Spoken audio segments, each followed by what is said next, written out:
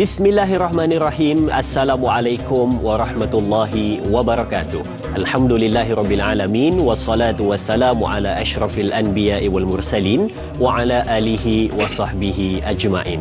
Allahumma salli ala sayyidina Muhammad, Allahumma salli ala sayyidina Muhammad, Allahumma salli ala sayyidina Muhammad wa ala ali sayyidina Muhammad wa ba'du. Alhamdulillah. Pertama dan selamanya, mari sama-sama kita panjatkan rasa syukur pada Allah Subhanahu wa taala kerana pagi yang berbahagia ini untuk hari pertama di dalam bulan November ataupun bulan 11. Ini hari yang pertama 1 November 2022. Kita bersiaran secara langsung membawakan Tanyalah Ustaz biar tahu jangan keliru untuk topik-topik perbincangan yang seterusnya. Hari ini perbincangan untuk pengajian hadis 40 Imam Nawawi, perbincangan tentang larangan melakukan mudarat. Bagaimana kupasan dan perbincangan sebentar lagi kita akan bawakan khas kepada penonton semua untuk anda dapatkan input dan juga mutiara-mutiara ilmu dari bintang ilmuwan yang kita bawakan pada ketika ini. Okey, seperti biasa, jika ingin bertanyakan soalan ataupun berkongsi sesuatu berkenaan dengan topik perbincangan kita, boleh pergi kedua saluran kita seperti biasa. Untuk buat panggilan boleh pergi ke 1800 881677 atau nak terus ke Facebook rasmi kita di Tanyalah Ustaz TV3.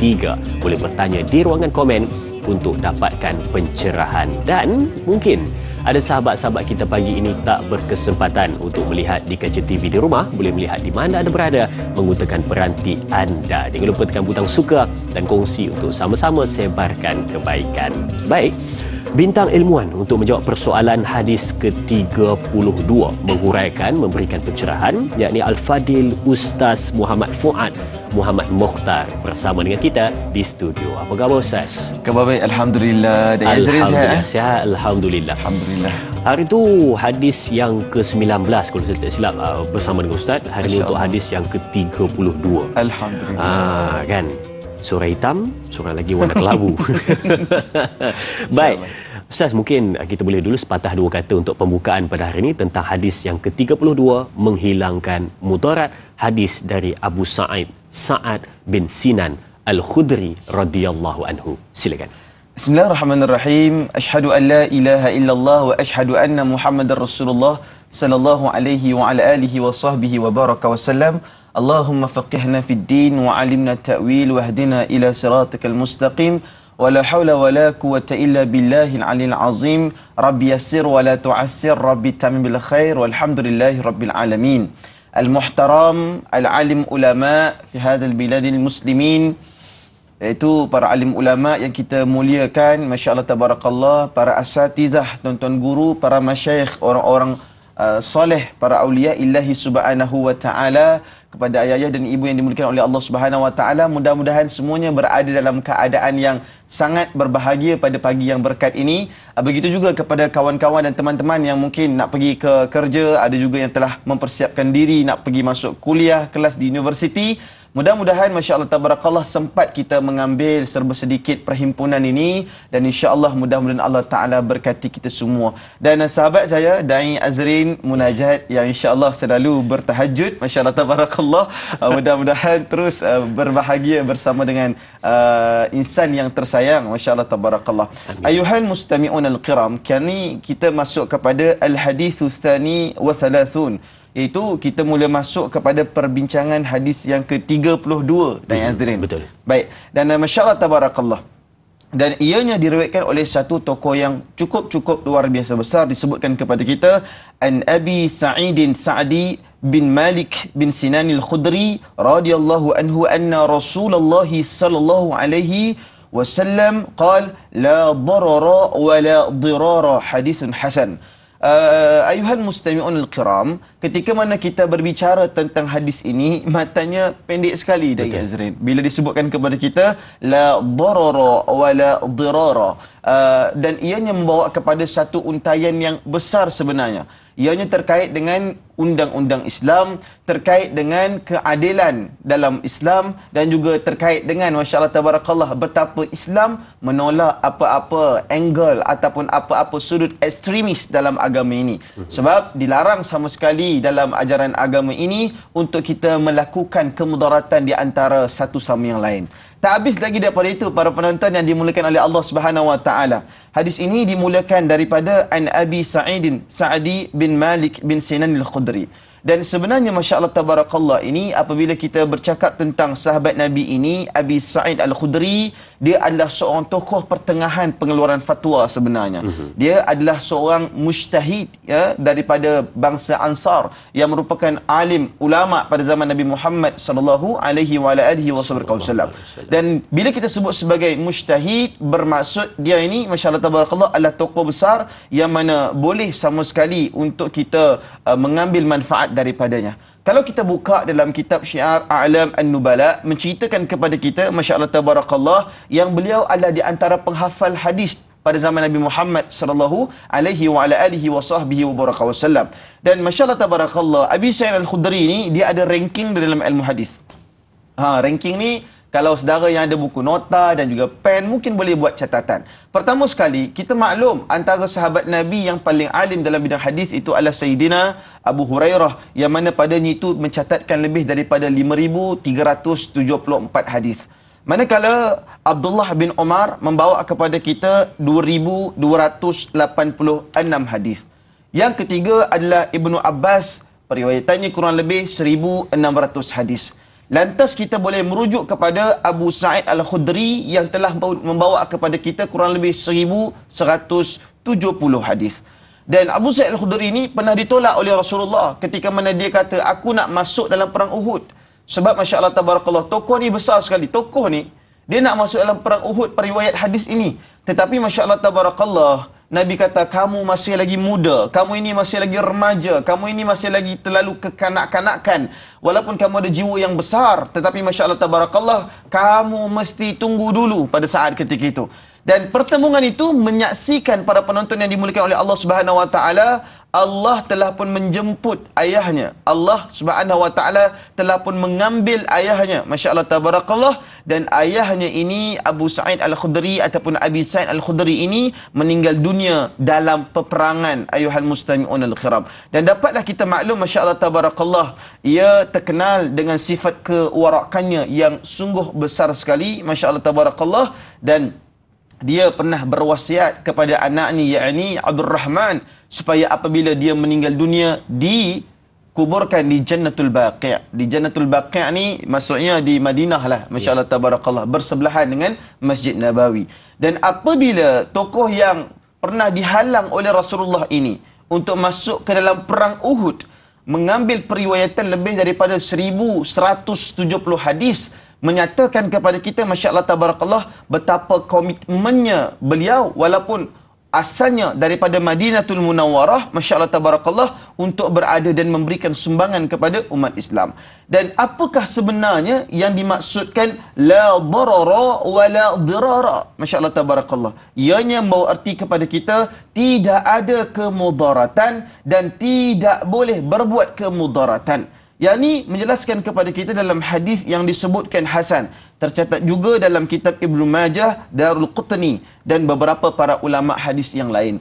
Ini jelas ingin memberitahu kepada kita para penonton yang dimuliakan oleh Allah Subhanahu wa taala bahawa di dalam agama yang mulia ini tidak ada kemudaratan, dan sang bermaksud dalam arti kata lain kita menjadikan agama ini kesejahteraan daripada perkataan Islam itu sendiri, Masya Allah Tabarakallah. Dan kita tak dapat menerima apa-apa sudut kemudaratan dalam agama ini, kerana agama ini adalah merupakan sebuah agama yang cukup sempurna, pengubat kepada segala kesakitan di dalam jiwa dan penenang kepada segala keserabutan di dalam kepala. Dan Masya Allah Tabarakallah dinyatakan lagi kepada kita dalam keadaan yang jelas wala dirara, dan tidak boleh sama sekali kita berbuat kemudaratan dalam agama ini. Dan Masya Allah Tabarakallah, mudah-mudahan kita jelas kepada tokoh besar ini dan kita juga jelas ke mana sebenarnya arah tuju pembawaan hadis yang diriwayatkan oleh Ibnu Majah ini dan Darul Qutni. Mudah-mudahan ianya memberikan kesejahteraan dalam akal fikir kita.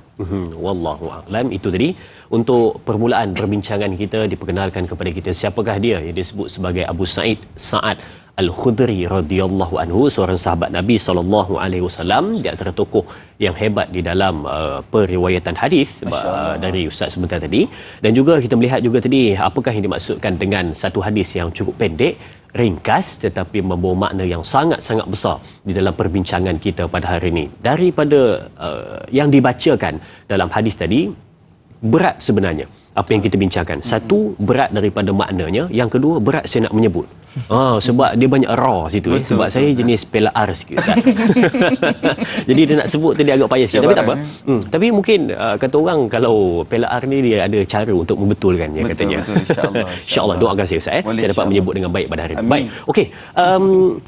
Kalau kita lihat dari Abu Sa'id Al-Khudri, kenapa ataupun apakah sebab wurud hadis ini? Kalau kita lihat ayat Quran sebab nuzulnya, tapi kalau hadis ini apakah sebab Nabi Muhammad sallallahu alaihi wasallam menghikayatkan ataupun menukilkan hadis ini dan didengar oleh Abu Sa'id Al-Khudri? Mungkin ada jawapan dari Al-Fadhil Ustaz. Silakan. Baik, Allahumma salli ala Muhammad wa ala alihi wasallam. Kalau kita merujuk kepada pandangan Syekh Abdul Rahman, dalam keadaan yang sangat jelas menyatakan kepada kita, hadis ini ingin menerangkan dalam keadaan yang sangat jelas kepada kita bahawa tercatatnya tidak dibenarkan seseorang tersebut, masya-Allah tabarakallah, meletakkan mudarat ataupun kesusahannya dalam agama.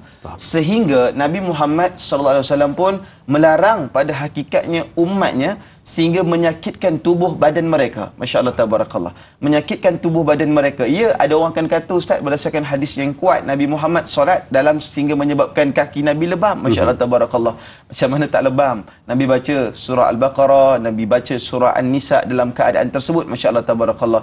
Cumanya apabila kita menyatakan dalam hal dan keadaan ini, masya-Allah tabarakallah, ianya membawa kepada penjelasan yang cukup besar.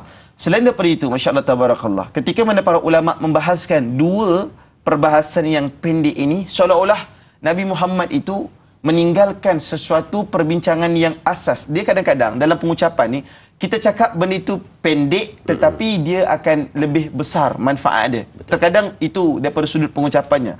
Dan Syekh Abdul Rahman kata, walaupun riwayat ini pendek, seolah-olah Nabi menyerahkan kepada kita untuk asas falsafahnya adalah menolak apa-apa sudut kemudaratan, masya-Allah tabarakallah, sama ada yang berlaku pada zaman Nabi Muhammad sallallahu alaihi wasallam ataupun yang berlaku pada zaman yang mutaakhir ini. Sebab itu masya-Allah tabarakallah, pada akhirnya ianya akan membawa kepada kita satu maksud yang lebih umum pada hakikatnya. Para ulama ketika mana membahaskan ayat ini, ketika mana membahaskan hadis ini, mereka menyatakan ini adalah dalil umum untuk menolak apa-apa pandangan ataupun apa-apa hujah yang mana jika tercampurlah kemudaratan dengan ketaatan, maka pada saat ketika itu boleh terbatal. Sebagai contoh, masya-Allah tabarakallah, ada orang kata, Ustaz, saya nak buat benda taat, masya-Allah tabarakallah, saya nak tolong orang, tapi dia curi orang lain punya bahan, masya-Allah tabarakallah, dia curi orang lain punya bahan. Percampuran di antara kemudaratan dan juga ketaatan itu pada asasnya tertolak dalam agama ini, kecuali pada perbincangan yang lebih mendalam. Baik, itu dia tadi yang kita cuba lihat apa yang dibawa ataupun ke mana hala tuju perbincangan kita pada hari ini tentang hadis yang ke-32 dari hadis 40 Imam An-Nawawi. Sedang penonton, ayo kita berehat seketika, kembali selepas ini bersama Tanyalah Ustaz, biar tahu jangan keliru.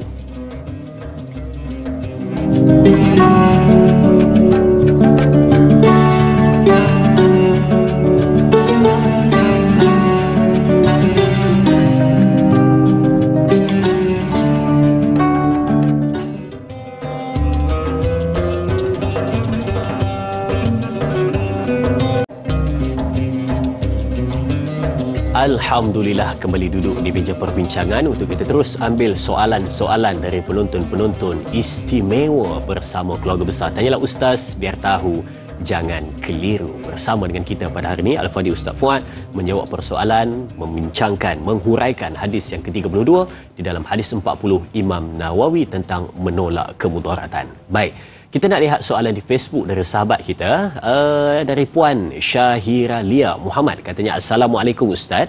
Kemudaratan yang bagaimanakah yang dilarang oleh baginda Nabi SAW seperti di dalam hadis tersebut? Terima kasih kepada sahabat kita Syahira Lia Muhammad atas soalannya. Saya serahkan kepada Al-Fadhil Ustaz. banyak ujian ya pada pagi ini. Betul. Dan yang seri, masya-Allah tabarakallah. Dan subhanallah tabarakallah, terima kasih kepada top fan kita, masya-Allah tabarakallah. Pertamanya subhanallah, kalau kita merujuk kepada matan hadis, la darara, masya-Allah tabarakallah, ianya membawa kepada perbincangan beberapa indikator yang besar. Dimaksudkan itu la darara, yakni bawa erti tidak ada kemudaratan, manakala wala dirara tidak boleh berbuat kemudaratan, dan ianya membawa maksud kepada 3 jenis maksud. 3 jenis, hala tujunya ke arah 3 pada hadis ini. Yang pertama sekali disebutkan kepada kita dilarang melaksanakan kemudaratan terhadap diri sendiri dan kepada orang lain. Ini menceritakan kepada kita yang kita tak boleh terima amalan-amalan, sebagai contoh orang yang depression, anxiety, kemurungan jiwa dan perasaan, mereka menggaris-garis tangan mereka. Mereka menggaris-garis tangan mereka. Ataupun mereka putus cinta, masya-Allah tabarakallah, menggaris-garis dan menyakiti tubuh badan mereka. Sebenarnya cukuplah hati terluka, jangan sampai membiarkan tangan juga terluka, para penonton sekalian. Masya-Allah tabarakallah. Kerana subhanallah tabarakallah, ianya akan memberikan kita berada dalam keadaan yang sangat derita, masya-Allah tabarakallah, dan derita itu akan memberikan tekanan kepada jiwa kita, dan ianya menjurus kepada tidak boleh dalam agama ini seseorang itu menyakiti tubuh mereka. Sebab itu kita juga tak dapat bersetuju dalam perayaan dalam bulan Muharram, masya-Allah tabarakallah, sebahagian daripada kelompok Syi'i yang mana mereka menyakitkan tubuh badan mereka dengan mengambil luka, meluka-lukakan tubuh badan mereka. Tak boleh dalam agama ini.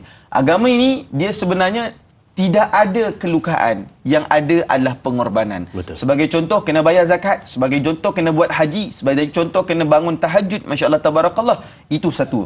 Yang kedua, Ustaz, jangan melakukannya kepada orang lain dan jangan pula membalasnya, tetapi serahkan perkara itu kepada pihak yang berkenaan. Ini merujuk kepada, masya-Allah tabarakallah, setelah mana kamu jangan sakiti diri kamu, kamu juga jangan sakiti, Allahumma salli ala Muhammad, orang lain, dan jangan pula kita membalas hal dan keadaan tersebut yang boleh menyebabkan berlakunya kemudaratan yang jauh lebih besar. Dan yang ketiga sekali adalah jangan kita mengerjakan suatu yang berguna terhadap diri kita sendiri tetapi dalam masa yang sama mendatangkan kesusahan kepada orang lain. Itu mudarat juga. Dia tak kira mudarat untuk diri dia kan. Yang paling penting dia senang. Orang lain tak apa. Orang lain tak apa. Janji aku senang. Ya, dia makan memang hebat, lamb shank dan sebagainya. Orang lain makan sederhana tak apa, biar orang lain susah. Ini menjatuhkan, masya-Allah tabarakallah. Jadi sebab itu jelas kepada kita di sini, apabila kita berada dalam soal ini, jelaslah dalam agama menolak kemudaratan. Yang pertama, menyakiti tubuh kita, masya-Allah tabarakallah. Yang kedua, menyakiti orang lain. Yang ketiga adalah untuk kepentingan kita, tetapi kita meletakkan darurat itu ataupun meletakkan mudarat itu kepada orang yang kita tak senang dengannya, yang kita memberikan musibah kepadanya. Jadi dalam agama ini perkara tersebut tidak diizinkan, para penonton. Baik, itu jawapannya untuk soalan pertama di Facebook dari sahabat kita sebentar tadi. Dan kalau kita lihat juga Ustaz, ada satu kaedah fiqh yang menyebutkan tidak boleh menolak kemudaratan dengan kemudaratan. Adakah boleh kita sekalikan dengan perbincangan kita pada hari ini tentang bab tersebut? Ustaz, sedikit silakan. Kalau kita ambil qawaid fiqhiyah ataupun usul fiqh, ketika mana kita terpaksa untuk menolak mudarat yang mungkin kecil, apabila berhadapan mudarat yang lebih besar, itu pada sebahagian pandangan ulama diizinkan. Sebagai contoh, masya-Allah tabarakallah, pandangan-pandangan ini juga berlaku dalam isu vaksin. Sebagai contoh, kita akui dalam proses vaksinasi ramai yang berada dalam keadaan yang sangat sihat setelah daripada itu. Implikasi kita tak dapat nafikan, masya-Allah tabarakallah, tetapi ianya mengecilkan mudarat yang berlaku pada saat ketika itu, ya, mudarat pada ketika itu. Sebab itu kaedah tersebut dihuraikan panjang oleh para ulama. Jadi untuk untayan yang lebih jelas, kalaulah mudarat itu mudarat yang kecil, untuk menolak bagi mudarat yang besar itu mafi muskilah, itu diizinkan. Tetapi kalaulah masya-Allah tabarakallah dia menggunakan kejahatan bagi menafikan kejahatan, maka perkara tersebut tidak diizinkan dalam agama ini. Baik, itu dia berkenaan dengan perihal tidak boleh menolak kemudaratan dengan kemudaratan seperti mana disebutkan oleh Al-Fadhil Ustaz sebentar tadi. Soalan seterusnya di Facebook dari sahabat kita Hana Wanci. Kita lihat soalannya. Assalamualaikum. Mengapa di dalam Islam melarang melakukan perbuatan mudarat baik kepada diri sendiri maupun kepada orang lain? Dan soalan yang kedua, adakah perbuatan memandu tanpa berhemah, cuai, laju hingga boleh membahayakan kepada pemandu itu sendiri dan boleh melakukan mudarat kepada pengguna jalan raya yang lain? Boleh berlakunya kemalangan jiwa. Jadi itu juga termasuk dalam mudarat ataupun tidak, katanya sebentar tadi. Baik, terima kasih sahabat kita Hana Wanci untuk soalan ini. Dua soalan untuk Al-Fadhil Ustaz. Silakan. Baik, pertamanya memandu, keduanya memandu, dan juga yang pertamanya kenapa Islam berprinsip begitu. Betul. Pertamanya, para penonton yang dimuliakan oleh Allah Subhanahu Wa Taala, Allah nyatakan dalam keadaan yang sangat jelas dalam Quran, ma yuridullahu liyaj'ala 'alaikum min haraj. Disebutkan kepada kita, Allah tidak mahu menjadikan kamu itu menanggung sesuatu kesusahan dan juga kepayahan, Da'i Azrin. Ini membawa erti kepada kita, Masya Allah Tabarakallah, bahawa ketika mana pertamanya kita membawa kenderaan dengan cukup laju, Masya Allah Tabarakallah, dan akibatnya ianya memberikan satu tekanan dan juga memberikan satu kemalangan jiwa yang meragut kebanyakan insan lain. Dan cuba kalau kita tengok, Masya Allah Tabarakallah, ini belum kita kaitkan lagi dengan pemandu mabuk, yang apabila pemandu mabuk mengenderai kenderaan sehingga mengakibatkan orang yang tak bersalah pun mati. Betul. Seperti contoh, Masya Allah Tabarakallah, siapa dia? Seperti contoh pegawai polis yang sekadar menjaga lalu lintas, Masya Allah Tabarakallah, mati oleh kerana pemandu mabuk itu. Sebab itulah, walaupun ramai orang menyatakan bahawa arak itu ada manfaat pada sebagian hal, menyedapkan makanan, memberikan aroma yang cukup baik, tetapi mudaratnya lebih besar. Masya Allah Tabarakallah, mudaratnya lebih besar. Oleh kerana itu, Allah itu tidak bersama dengan seseorang yang mana dia ingin untuk melakukan kesusahan pada dirinya, berdasarkan dalil daripada surah Al-Ma'idah. Dan para penonton yang dimuliakan oleh Allah Subhanahu Wa Taala, kenapa Islam ini menolak apa-apa jenis mudarat? Kenapa Islam ini, Masya Allah Tabarakallah, menafikan segala-galanya? Kerana falsafah Islam ini, Masya Allah Tabarakallah, adalah memaknai kesejahteraan kepada para penganutnya. Sebagai contoh, Da'i Azrin yang dimuliakan oleh Allah Subhanahu Wa Taala, adalah apabila seseorang itu berada dalam keadaan yang uzur, ataupun seseorang itu, Masya Allah Tabarakallah, berada dalam keadaan yang sangat-sangat sejuk, seperti mana hadis riwayat Hakim, hadis nombor 585, disebutkan kepada kita, anna rajulan ajnaba fi syita'i. Ada suatu masa, ada seorang lelaki ni, dia berjunub pada musim sejuk. Bila dia berjunub, dia bawa masuk kepada kaedah-kaedah yang dia mesti mandi wajib. Dan pada saat ketika itu disebutkan, fasa'ala wa umira bil ghusli faghtasala famata, disebutkan kepada kita, dan dia bertanya kepada orang ramai dalam keadaan yang sangat jelas, maka dia disuruh untuk mandi, maka dia mandi. Apa yang berlaku? Faghtasala famata. Berdasarkan riwayat Hakim, hadis nombor 585, orang tersebut disuruh mandi. Sebab apa? Dia berjunub. Berjunub tu kita nak kena cergaskan tubuh badan kita. Betul. Lepas tu disuruh mandi dalam cuaca yang sangat sejuk pada saat ketika itu. Dan akhir sekali meninggal dalam hal dan keadaan tersebut. Masya Allah Tabarakallah. Akhirnya mereka pergi rujuk kepada Nabi Muhammad. Faqal ma lahum qataluhu qatalahumullah. Disebutkan kepada kita keadaan jelas, apa yang mereka sudah lakukan, mereka telah membunuhnya, maka Allah Ta'ala akan membunuh mereka. Sebab itu saya nak beritahu, Masya Allah Tabarakallah, Nabi ulang sampai 3 kali. Jadi di sini kita nak beritahu, mungkin kita ada mudarat. Berlama-lama dalam keadaan janabah ni banyak mudarat dia. Antaranya adalah menghilangkan kecergasan pada tubuh badan kita. Dan juga lama dalam keadaan tak mandi wajib menghilangkan kecerdasan pada pemikiran kita. Masya Allah Tabarakallah. Sehingga dengan itu dia nak tolak mudarat. Dia kata, oh okey, tak apa, mandi wajib. Masya Allah Tabarakallah. Adalah bagaimana Islam memberikan hal dan keadaan tersebut. Islam kata cukup kalaulah dalam keadaan kamu darurat begitu, alangkah baiknya kamu itu bertayamum untuk tahur, untuk kamu jadi bersih, untuk kamu berada dalam keadaan yang baik. Sebenarnya Islam memang sangat hebat. Sebagai contoh, kita bermusafir, ada jamak takdim, betul, ada jamak takhir. Dah bagi jamak pun kau tak nak solat juga bang. Astagfirullahalazim. Yang paling tak boleh belah bang, kau dengan kawan kau berhenti dekat R&R. Kawan dia 3 orang turun, dia tunggu dalam kereta. Masya Allah tabarakallah. Kenapa tak turun? Dia kata, Ustaz kena jaga kereta. Masya Allah tabarakallah. Jangan macam itu. Islam dah bagi banyak rukhsah dah. Saya percaya bahawa bagaimana Islam dia sangat memahami, dan Islam ni hidup. Kamu tengah keadaan apa? Islam boleh bertoleransi dengan hal dan keadaan kamu. Masya Allah. Masya Allah kan. Tapi bila mana melihat kepada soalan kedua tadi tu, yang mana memandu secara tidak berhemah, laju dan juga membahayakan orang lain tu, itu biasanya memang dapat kita lihat. Pada hari ini kadang-kadang kita pun rasa macam itu juga kan. Waktu kita terlewat ataupun waktu kita dalam keadaan ada apa-apa masalah, mungkin kita akan buat laju, tetapi dalam masa yang sama ingat, keselamatan perlu diutamakan. Ingatlah orang yang tersayang. Ingatlah orang tersayang. Baik, kita ada pemanggil di talian. Assalamualaikum. Waalaikumsalam warahmatullahi wabarakatuh. Da'i Azrin dan Ustaz Muhammad Fuad Mokhtar.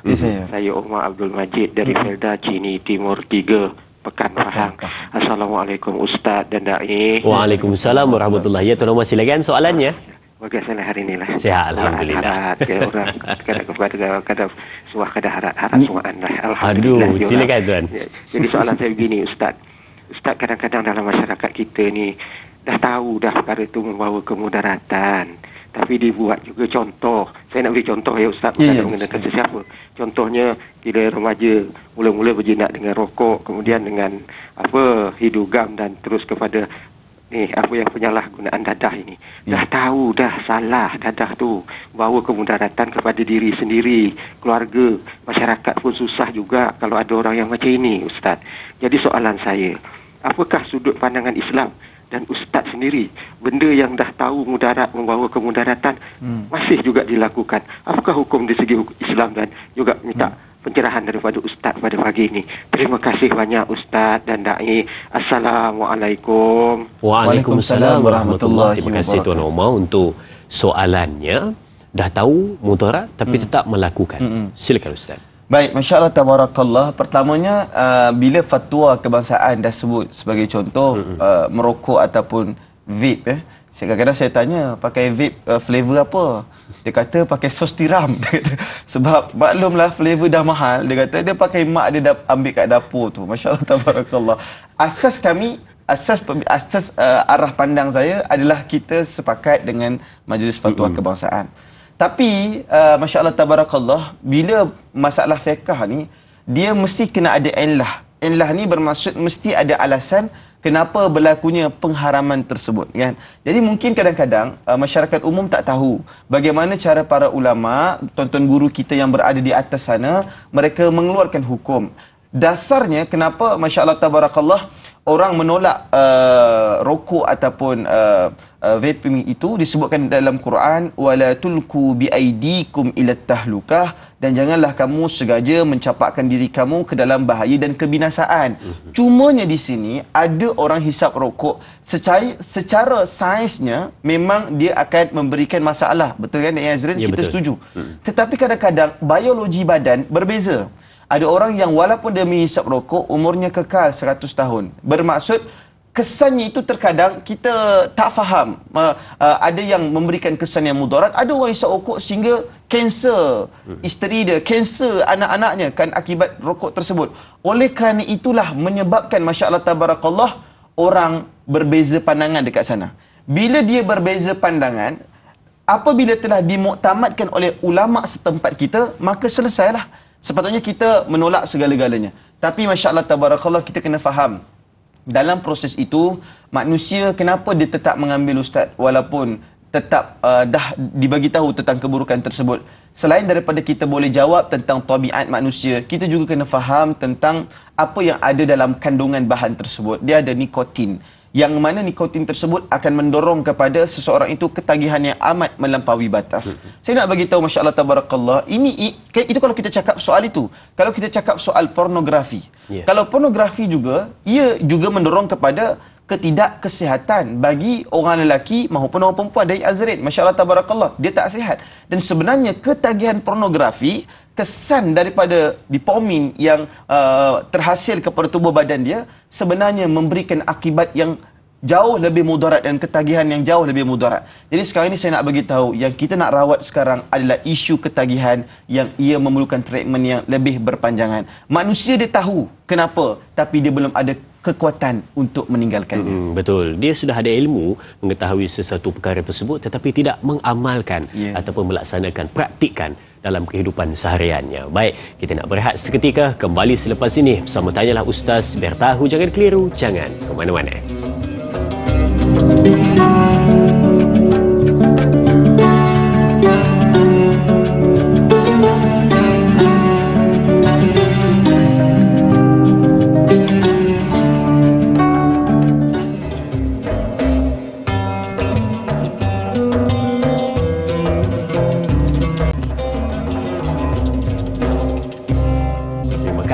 Terima kasih diucapkan kepada semua penonton terus setia bersama dengan kita. Walaupun pagi ni ada perkara yang nak dilakukan tapi tetap meluangkan masa terlebih dahulu untuk mendapatkan input menarik, mutiara ilmu dan juga memberi ruang untuk anda mendapat sesuatu yang berharga pada hari ini bersama Tanyalah Ustaz, biar tahu jangan keliru. Baik.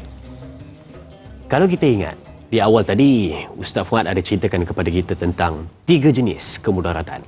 Yang pertama adalah terhadap dirinya sendiri, yang kedua kepada orang lain, dan yang ketiga manfaat untuk dirinya sendiri tetapi mudarat kepada orang lain. Dan kita nak lihat yang ketiga tersebut. Kalau hari ini kita melihat ataupun kita memandang dalam masyarakat kita masih lagi ada mereka yang terlibat dengan sihir, Ustaz.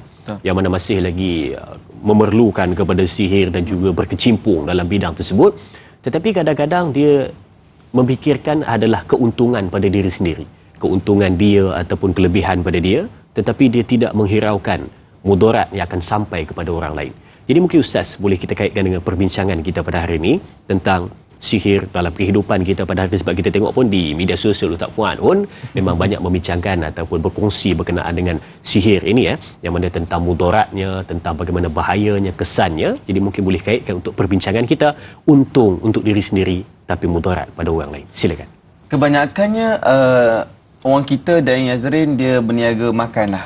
Jadi ada seorang food reviewer ni, betul kot? Ya, betul. Masya-Allah, tabarakallah. Pagi-pagi cakap orang putih ni kan. Satu kali saya nak jawab dengan pengalaman dululah.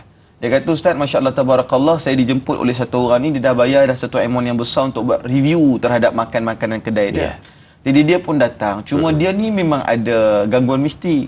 Jadi apabila dia datang, Masya-Allah tabarakallah, dia nampak daripada depan pintu kedai tu ada yang melambai-lambai, dia kata. Dan kedai tu memang dah beratur habislah, ramai, dia rasa sedap lah. Sampai kan bila dia masuk, Masya-Allah tabarakallah, dia tengok makan.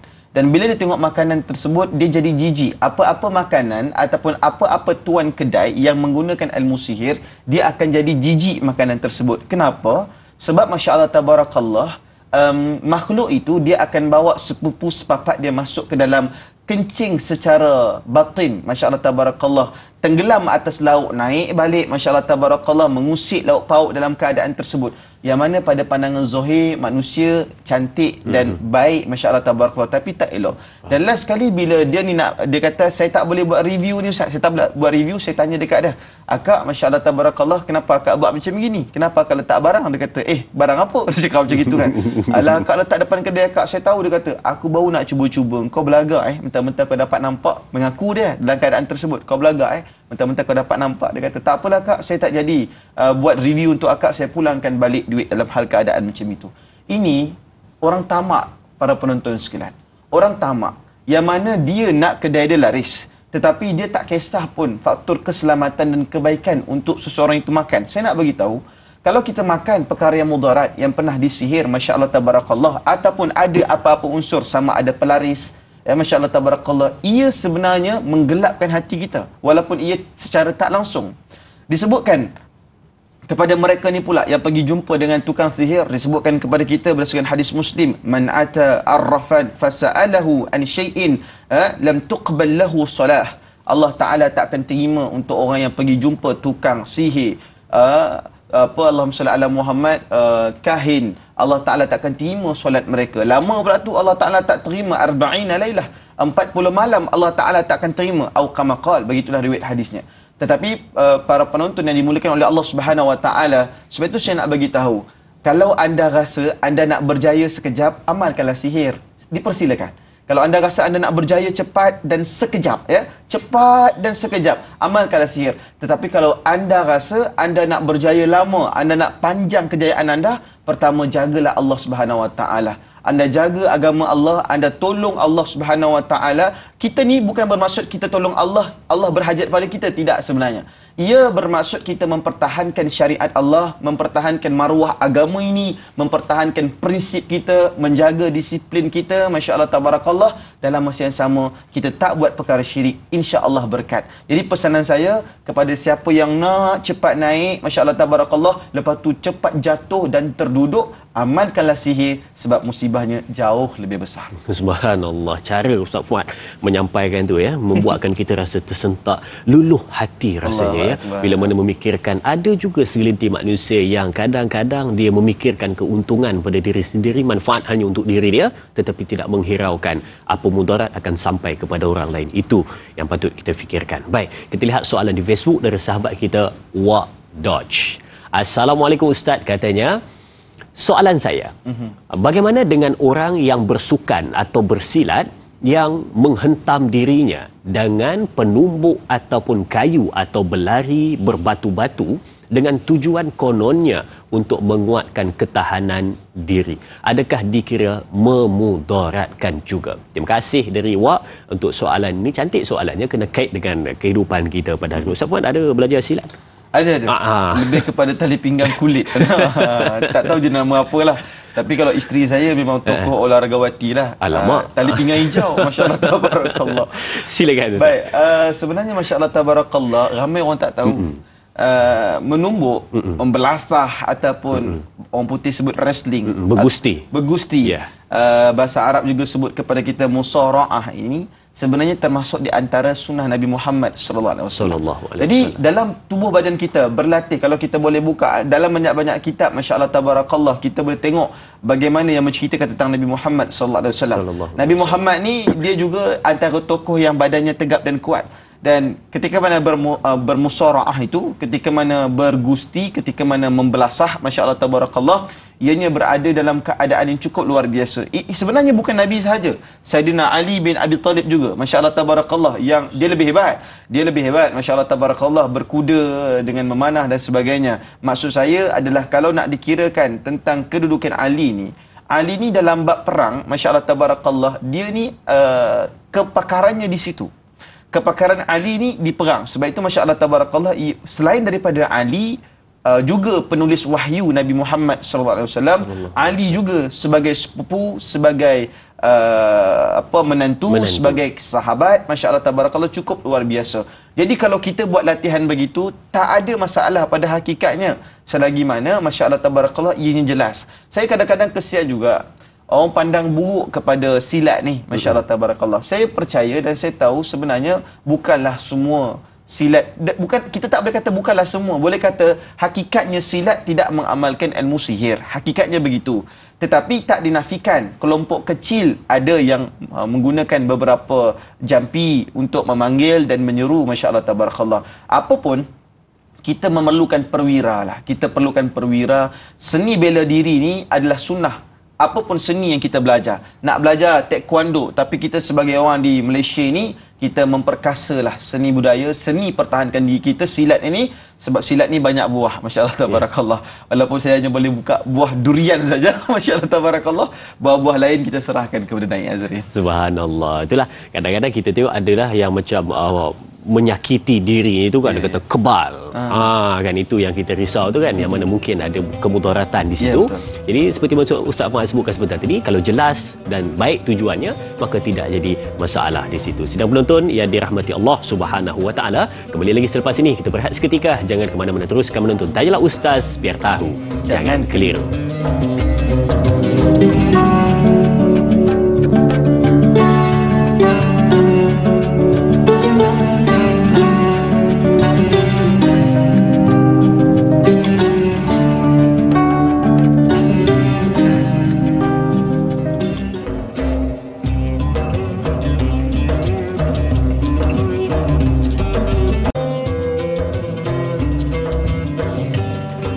Subhanallah, perbincangan hari ini hadis yang ke-32 di dalam hadis 40 Imam An-Nawawi dilarang melakukan kemudaratan. Pastinya ada di antara kita yang memang zahir fitrahnya memang tidak suka kepada perkara yang tidak baik dan juga mendatangkan kemudaratan. Tapi bak kata orang, ada juga yang beranggapan nak buat macam mana katanya, tak boleh tolak lagi dah, saya terpaksa melakukan kemudaratan ini. Jadi situasi itu bagaimana? Sebentar lagi kita akan jawab untuk perbincangan kita. Sebelum tu, jom kita ambil pemanggil di talian. Assalamualaikum. Waalaikumsalam warahmatullahi. Ya tuan, siapa di sana? Ilyas daripada Hitam Pulau Pinang. Oh, Tuan Ilyas. Silakan Tuan. Assalamualaikum Ustaz. Waalaikumsalam warahmatullahi wabarakatuh. Tanya tentang makanan ni. Makanan ni baik. Makanan yang halal, taib. Tapi masalahnya mengambil makanan tu secara melampau. Macam mana pandangan Ustaz? Melampau, makan dengan terlampau banyak. Tapi Nabi ada pesan juga. Ada dalam badan kita mempunyai 3 saluran, kan? Satu untuk angin, satu untuk udara, dan satu untuk makanan, dan satu lagi untuk minuman. Tapi tiga-tiga dia dihentam sekali. Apakah akibat kemudaratan yang akan orang yang makan tu lah. Kedua ni tentang bersukan juga. Saya ni nak kaitkan dengan sukan di tengah malam ni. Ustaz, sukan tu baik. Tapi kalau diamalkan yang sukan malam ni, contohnya semacam futsal, badminton, apakah kesan-kesan yang akan yang boleh mendatangkan akibat yang lebih teruk kepada seseorang atau individu tu. Itu saja minta penjelasan dulu dah Ustaz. Terima kasih. Assalamualaikum. Waalaikumsalam warahmatullahi. Terima kasih Tuan Ilyas untuk 2 soalan ini. Yang pertama berkenaan dengan makan berlebihan. Oh, memang orang Penang betul lah. Hentam sekali itu dia kata. Cik Ilyas kata dia hentam semua. Dan yang kedua tadi berkenaan dengan bersukan malam. Ya Ustaz, silakan untuk pencerahannya. Baik, Allahumma salli ala Muhammad wa ala alihi wa sahbihi wa baraka wasallam. Ketika mana kita memperbahaskan tentang kenapa agama menghalangkan kita makan dengan makanan yang berat. Kalau kita bahas tentang Nabi Muhammad SAW tu, makannya itu Masya Allah Tabarakallah, antaranya gandum. Nabi Muhammad minumnya susu, termasuklah kurma. Kenapa? Sebab kita percaya bahawa Allah ni memang memberikan segala makanan yang baik untuk kita, tetapi Allah tak nak kita susah dengan makanan tersebut. Bukankah Allah Ta'ala sebut dalam Quran, yuridullahu bikumul yusra wa la yuridu bikumul usra. Allah Subhanahu Wa Ta'ala ni nak kamu diberikan kemudahan. Kita nak dapat makan untuk mudah, bukan lepas makan pergi hospital. Itu masalah hari ni. Masya Allah Tabarakallah, lepas dah makan terkecit-kecit kaki dia berjalan sebab sakit. Sebab itu saya bagi tahu, walaupun kita kata buah tersebut adalah barang tersebut adalah barang sesuai dengan agama. Sebagai contoh, habatus sauda. Habatus sauda ni sifat dia adalah panas. Maka untuk satu orang yang senang hidrasi, katalah dia ni senang hilang air dalam tubuh badan dia, Masya Allah Tabarakallah, maka tak cantik untuk dia makan habatus sauda dengan begitu banyak sekali. Hakikatnya begitu, Masya Allah Tabarakallah. Begitu juga dengan madu, Masya Allah Tabarakallah. Sebenarnya betul kata sahabat kita pemanggil sebentar tadi, ada had dia, walaupun perkara tersebut ada nas dalam agama. Dia tidaklah semua perkara tersebut, Masya Allah Tabarakallah, berlangsung dalam keadaan yang mudah sebegitu. Jadi sebab itu Masya Allah Tabarakallah, perlulah kita bersederhana daripada persoalan itu. Baik, ada pula kita merujuk kepada sukan pada waktu malam ya. Yang ni kita kena rujuk kepada pakar kesihatan lah. Antaranya saya teringat kalam daripada Dr. Zubaidi. Dr. Zubaidi dia pernah sebut, bila kita bersukan pada waktu malam ini, dia akan mendorong kepada tekanan darah yang memuncak. Kita malam bukan untuk darah itu deras mengalir, Masya Allah Tabarakallah. Yang keduanya boleh berlakunya serangan jantung. Sebenarnya, 2 perkara ini banyak berlaku kepada kita sebut figura-figura hebat. Banyak figura-figura yang balik bersenam waktu malam sebab dia tak dapat bersenam waktu petang, Masya Allah Tabarakallah. Dan akhirnya meninggal dunia, kan? Sebab itu dalam hal keadaan tersebut, bersenamlah, beriadahlah, Masya Allah Tabarakallah. Macam Nabi Muhammad itu tetap beriadah bersama dengan isterinya, berlumba lari, Masya Allah Tabarakallah. Carilah suasana yang sesuai dan baik dengan tubuh badan kita. Sebenarnya pada waktu malam, para ulama tidak menggunakan waktu itu untuk bersukan pun. Pada waktu malam mereka akan gunakan untuk rapat dengan Allah. Sebab bila dah penat bersukan, agak-agak boleh tak nak bangun malam? Sukar. Bukan kata tak boleh ya, sukar. Bila dah penat bersukan, Masya Allah Tabarakallah, agak-agak ada larat tak nak buka kitab. Masya Allah Tabarakallah. Bukan macam gitu. Agak-agak bila dah bersukan, Masya Allah Tabarakallah, kita rasa boleh tak senang nak bangun subuh pagi esok. Ataupun kita di antara calon-calon melakukan solat subuh pada waktu solat duha. Masya Allah Tabarakallah. Jadi oleh kerana itu, kita kena susun baik-baik. Sebab Allah nak kita jadi mudah, bukan jadi susah dengan apa yang kita amalkan dalam kehidupan. Betul. Jadi lepas ini mungkin ada di antara kita yang gemar bersukan di malam hari pukul 12.30, pukul 2 pagi kan, pukul 11 lebih. Jadi mungkin dikurangkan ataupun mungkin kita boleh adjust balik ataupun kita kena reschedule balik betul kan? Reschedule jadualkan semula. Saya dengar tu betul lah. Betul lah. Tapi selebihnya kita serahkan kepada penonton. Nak betul kan nampak macam tak betul. Tapi tak pun boleh lah kan. Kita jadualkan semula bagaimana kita punya waktu-waktu untuk kita bersukan ataupun kita kena tengok balik macam mana jadual kehidupan kita. Baik. Masya-Allah. Kita ambil lagi satu soalan di Facebook dari sahabat kita. Adik Alia Maisara Alia. Okey, Assalamualaikum. Soalan saya, apakah hukumnya melakukan mudarat pada diri sendiri yang obses untuk kelihatan cantik dengan membeli ubat-ubatan dan produk yang terlarang mengandungi merkuri yang tinggi, cantik hanya sementara, tetapi mudarat kepada pengguna tersebut hingga perlu berubat hingga ribuan ringgit untuk pulih seperti sedia kala. Mohon penjelasan Ustaz. Terima kasih. Terima kasih juga sahabat kita adik Alia Maisara untuk soalan ini. Terima kasih. Cantik soalannya tentang obses nak terlalu cantik, nak terlalu kacak sampai sanggup melakukan perkara yang mendatangkan mudarat, Ustaz. Silakan. Baik, Allahumma salli ala Muhammad wa ala alihi wa sahbihi wa baraka wasallam. Kita kena faham dalam keadaan yang sangat jelas kepada kita, dalam satu sabdaan Nabi Muhammad disebutkan kepada kita, la tusahib ila mu'minan, janganlah kamu berkawan melainkan kamu itu berkawan dengan orang yang beriman kepada Allah, dalam keadaan jelas, wala yakul, dan jangan pula kamu biarkan makananmu itu dimakan melainkan oleh orang-orang yang bertakwa kepada Allah Subhanahu wa taala. Saya nak bagi tahu sebenarnya KKM, Kementerian Kesihatan kita ni memang bekerja keras, termasuk dengan kita punya proses untuk tolak merkuri ni. Ramai orang tetap berminat soal itu sebab dia kata nak putih, nak gebu, itu ayat dia, masya-Allah tabarakallah. Nak putih, nak gebu, maka gunakanlah sekian-sekian perkara tersebut. Adakah salah menjaga nikmat daripada Allah? Tak salah. Yang salahnya adalah kepada para pengasas produk yang tidak bersifat untuk membantu sebenarnya, tetapi mereka seolah-olah gairah untuk menjadi orang yang cukup kaya dengan begitu dahsyat dan cukup luar biasa. Kalau kita makan satu perkara yang memberikan mudarat, walaupun ada manfaat, seperti contoh dadah. Siapa kata dadah tak ada manfaat?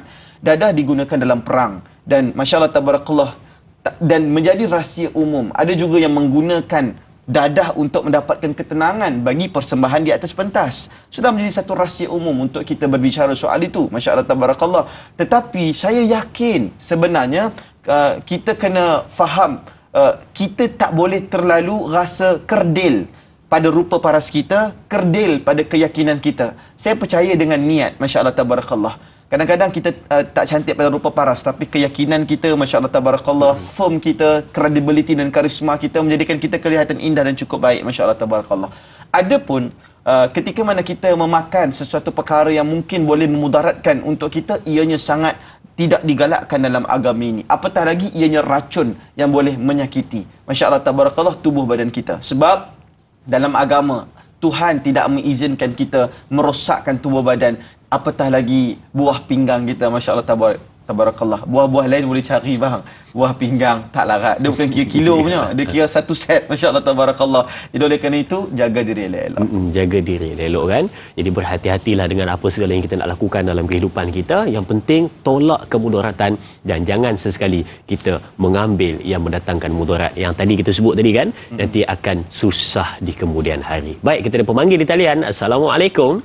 Waalaikumsalam warahmatullahi wabarakatuh. Dai Azri dan Ustaz, saya Ismail. Okey, soalan saya begini tanya Ustaz. Ya Tuan Ismail, silakan.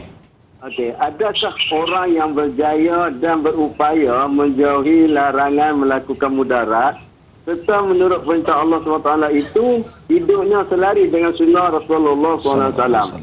Itu soalan saya begini. Terima kasih. Assalamualaikum warahmatullahi wabarakatuh. Waalaikumsalam warahmatullahi wabarakatuh. Terima kasih Tuan Ismail untuk soalannya. Soalan sekali dengan kicauan burung-burung pagi tadi ya. Yang mana mereka meninggalkan apa yang mudarat, maka adakah kehidupannya selari dengan apa yang dibawa oleh baginda Nabi SAW? Komen Ustaz, silakan. Baik, masya-Allah tabarakallah, meninggalkan sesuatu yang mudarat untuk kepentingan kita memerlukan sifat sabar yang tinggi. Ya. Kenapa dia terpaksa tinggalkan mudarat tu? Sebagai contoh, saya minta maaf ya. Sebagai contoh, masya-Allah tabarakallah, dia buat satu perkara yang haram untuk mengumpan perkara yang lebih besar daripada itu. Masya-Allah tabarakallah. Baik. Sebagai contoh, apabila kita bersabar dalam melaksanakan ketaatan, bersabar untuk tak buat mudarat, Allah sebenarnya akan memberikan lebih besar banyak manfaat kepada kita. Berdasarkan hadis Sahih Bukhari, hadis nomor 1469 disebutkan kepada kita, wa man yatasabbar yusabbirhullah. Barang siapa yang dia berusaha nak sabar, Allah akan berikan kesabaran untuk dia. Kamu nak tenang, aku tak naik-naik lagi ni Ustaz. Masya-Allah tabarakallah. Tak boleh pergi mana lagi ni Ustaz? Sabar dulu. Masya-Allah tabarakallah. Tuhan akan beri kepada kamu. Wa ma u'tiya ahadun ata'an khairan. Disebutkan, dan tidak ada nikmat yang lebih baik dan luas wa awsa'a minas sabri, kecuali apabila Allah Subhanahu wa taala memberikan kepada kita kesabaran yang cukup luar biasa. Jadi masya-Allah tabarakallah, bila agama meletakkan kemudaratan di tepi, masya-Allah tabarakallah, kita tak ambil mudarat. Seperti contoh Nabi Muhammad sallallahu alaihi wasallam. Kalau kita tengok dalam Asbabun Nuzul surah Al-Kafirun, Nabi Muhammad ditawarkan oleh orang-orang Yahudi untuk mendapatkan kekayaan dan kemewahan. Disebutkan kepada kita, qul ya ayyuhal kafirun, wahai Muhammad, sekarang kau jawab kepada mereka yang masya-Allah tabarakallah, kami tidak akan mengambil pemberian yang bawa mudarat kepada kami. Mudarat kepada apa? Mudarat kepada akidah. Saya nak bagi tahu, tidak ada mudarat yang paling teruk dalam dunia ni kecuali akidah kita dimudaratkan.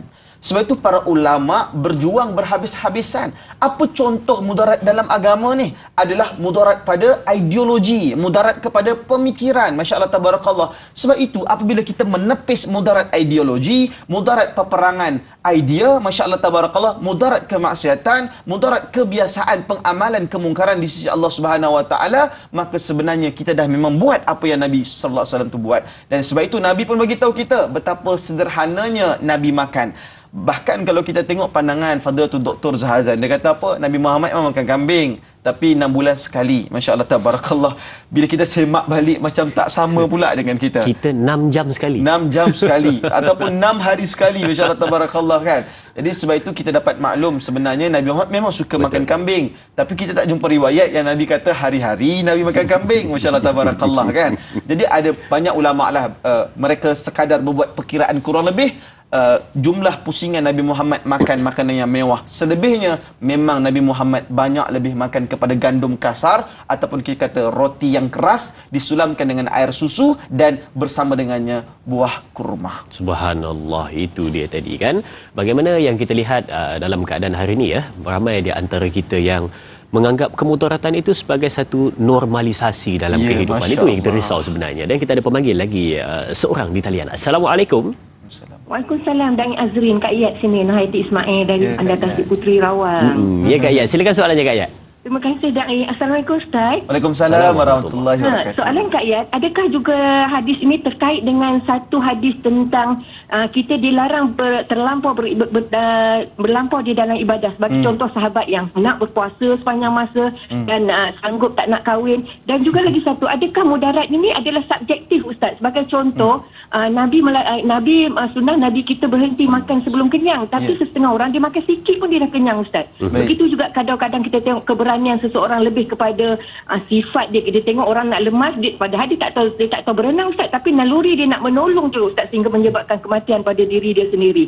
Jadi Kak Yat nak minta sedikit pandangan dari Ustaz. Itu saja soalan Kak Yat Ustaz. Terima kasih. Assalamualaikum. Waalaikumsalam warahmatullahi wabarakatuh. Terima kasih untuk dua soalan Kak Yat. Yang pertama tentang satu hadis yang jangan berlebihan tadi, dan yang kedua adalah dia nak menolong tapi sampai mudarat pada diri dia. Bagaimana dua situasi ini kita akan jawab di TV9. Jadi sidang penonton, kita berakhir di sini dahulu di TV3, sambungan 30 minit di TV9. Teruskan menonton Tanyalah Ustaz, biar tahu, jangan keliru.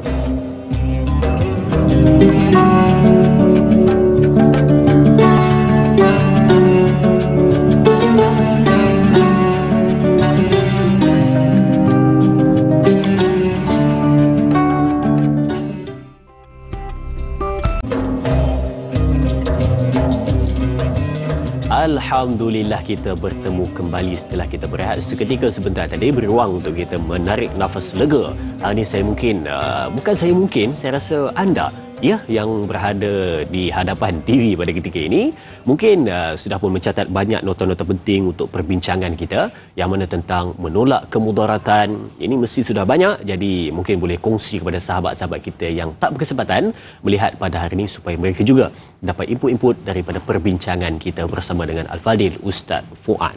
Baik, sidang penonton, tadi sebelum kita berehat, sahabat kita di talian Puan Kak Yat sebut pada kita dua soalan. Yang pertama berkenaan dengan adakah kata Kak Yat sebentar tadi, hadis yang kita bincangkan pada hari ini boleh dikaitkan dengan hadis yang mana kisah seorang sahabat Nabi SAW yang berlebih-lebihan walaupun di dalam ibadatnya, dan juga kata Nabi SAW jangan berlebih-lebihan itu ya.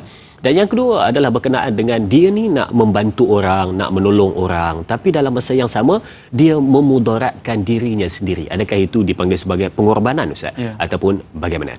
Silakan. Baik, Allahumma salli ala Muhammad wa ala alihi wa sahbihi wasallam. Bila kita sebut melampau ataupun sikap seseorang tersebut yang suka untuk berlebih-lebihan dalam urusan-urusan, ya, termasuklah urusan agama ni, masyhur kita sebut sebagai ghulu lah, seorang yang melampaui batas. Dan bahkan sebenarnya disebutkan dalam satu hadis riwayat Muslim, disebut halakal mutanatta'un, disebutkan kepada kita dalam keadaan yang sangat jelas oleh para alim ulama kita, Allahumma salli ala Muhammad, ataupun musnahlah golongan-golongan yang melampaui batas. Sebagainya sebut dengan lebih tepat halakal mutanatti'un, iaitu musnahlah mereka ini. Mereka ni semua akan musnah. Halaka, kata Nabi Muhammad SAW. Dan bila dikata pula pelampau ni siapa pula? Al-mutanatti'un, iaitu orang-orang yang melampaui batas, ya, yang mana mereka buat berlebih-lebihan dalam kehidupan mereka. Lebih-lebih ni macam mana? Kita kena faham. Kita juga tak boleh terlalu menafikan orang yang banyak melaksanakan kebajikan, sebab kasiran masyaqqah kasiran ajr. Lebih banyak musibah yang dia lalui untuk melakukan amal kepada Allah Subhanahu Wa Taala, itu lebih banyak manfaat dia, masya-Allah tabarakallah, lebih banyak ganjaran dia. Cuma yang kita boleh faham ghulu ni adalah dia berhukum-hukum dengan amalan dia, ataupun masya-Allah tabarakallah dia berkeras-keras. Sebagai contoh, bila orang semayang macam biasa, dia saja nak baca Al-Fatihah paling kuat sekali, masya-Allah tabarakallah, itu boleh kita kata ghulu. Tapi kalau dia sibuk dengan amalan dia, dia buat 1000 rakaat, dia buat 100 rakaat, dia buat 300 rakaat, itu kita tak boleh sebut ghulu, itu kita sebut sebagai cinta.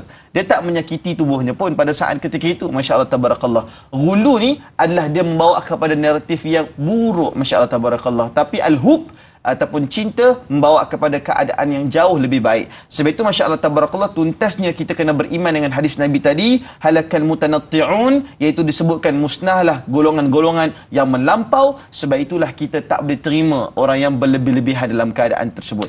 Adapun soalan yang kedua tadi berkenaan tentang nak menolong orang tapi dalam masa yang sama dia memudaratkan diri dia.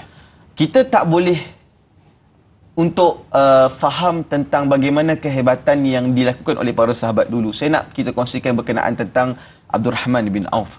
Abdul Rahman bin Auf ni, walaupun dia memberikan kurang lebih 1,500 ekor unta, masya-Allah tabarakallah, dalam perang Tabuk, 500 ekor kuda dalam perang Tabuk, dan dia juga memberikan 200 tahil emas bersamaan dengan 1.9 juta emas. 9 juta ringgit, masya-Allah tabarakallah. 200 tahil emas kurang lebih bersamaan dengan 1.9 juta, 1,500 ekor unta dan 500 ekor kuda. Itu Abdurrahman bin Auf bagi dalam perang Tabuk.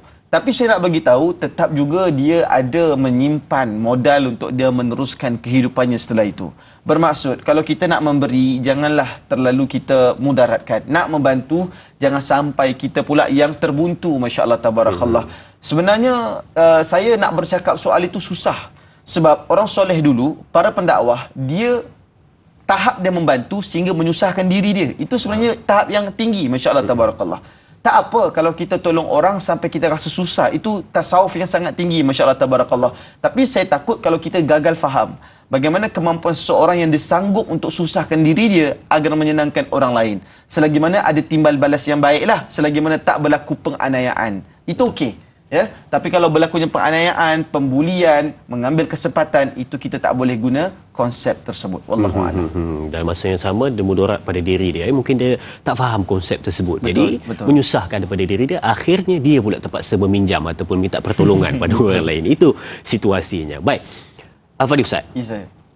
Kita lihat hari ini masyarakat kita semakin hari semakin mendatangkan kebimbangan. Ya, mungkin juga penonton-penonton yang sedang menyaksikan pada ketika ini setuju dengan apa yang saya nak sebut ataupun setuju dengan apa yang saya bawakan pada hari ini, yakni ada di antara segelintir manusia yang mana disebut dia kata, biarlah saya nak buat apa yang saya nak buat, saya bukannya kacau orang pun, saya bukannya bagi masalah pada orang pun, saya tak datang ke mudarat pada siapa-siapa pun, saya kalau mudarat pun pada diri saya, kenapa awak semua nak sibuk-sibuk katanya. Tapi dalam masa yang sama dia terlupa apa yang dia lakukan mendatangkan mudarat pada agama, Ustaz. Jadi sedikit ulasan dari Ustaz, silakan. Agama ni memang mudah ni Azrin. Memang agama ni mudah, tapi jangan kita ambil mudah terhadap agama ni. Ustaz cakap agama tu mudah, kenapa? Sebab Nabi yang sebut dalam hadis Sahih Bukhari pula tu. Hadis nombor 39. Nabi kata inna dina yusr. Sesungguhnya agama ni mudah. Betul, agama ni mudah. Dan Nabi sebut walan yushadid-din ahadun illa ghalabahu. Disebutkan kepada kita jangan pula seorang daripada kamu menyukarkan ataupun kamu sulitkan urusan agama melainkan kalau kamu tak mampu nak buat. Jadi memang betul agama ni mudah.